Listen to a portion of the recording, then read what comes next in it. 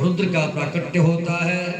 ब्रह्मा ने रुद्र को सृष्टि विस्तार की बात कही। अब क्रोध के अवतार हैं रुद्र, उसी हिसाब से सृष्टि बढ़ने लगी। भूत प्रेत हाकनी डाकनी आदि आदि इसका विस्तार होने लगा। ब्रह्मा जी ने कहा रुको रुको, इस सृष्टि से काम चलने वाली नहीं।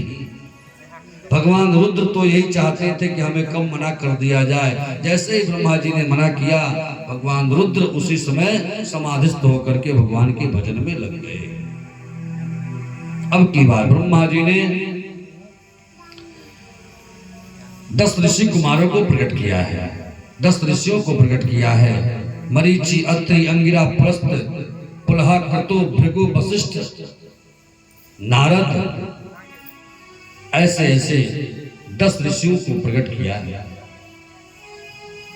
अपनी वाणी से ब्रह्मा जी ने सरस्वती को प्रकट किया है। अपनी छाया से महामुनि कर्दम को प्रकट किया है। और अपने वामांग से एक कन्या और दक्षिणांग से एक पुरुष को जन्म दिया है। नाम पड़ा है मनु और शत्रुपा। इसी मनु शत्रुपा से हम मानव सृष्टि का विस्तार हुआ। मानव सृष्टि का विस्तार होता है। मनु महाराज की 5 संतानें होती हैं, 3 बेटियां 2 पुत्र।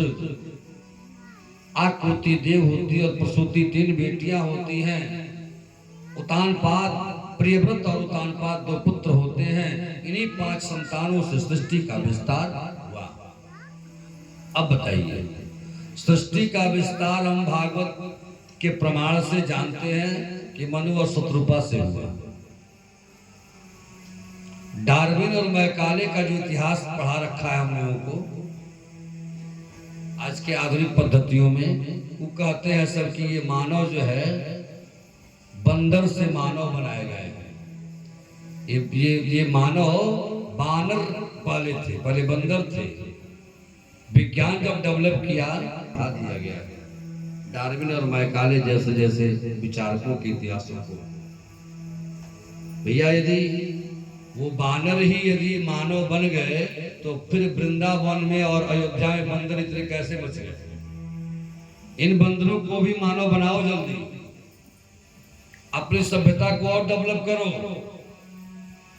अपनी संस्कृति को और डेवलप करो। इन बंदरों को भी मानव बनाओ जो आज अयोध्या में और वृंदावन में बैठ करके भक्तों का मिठाई छीनते हैं, प्रसाद छीनते हैं। पकड़ ले जाओ इन्हें भी, ले जाकर के इन्हें बनाओ। या नहीं तो इतिहास के पन्ने से ये मिटाओ, ये मानव हम मानव मनु की संतान हैं। ये कोई बानर की डेवलप संस्कृति नहीं। पढ़ा करके मानसिकता बिगाड़ दी गई है सभी। बोलो भक्त वत्सल भगवान की जय।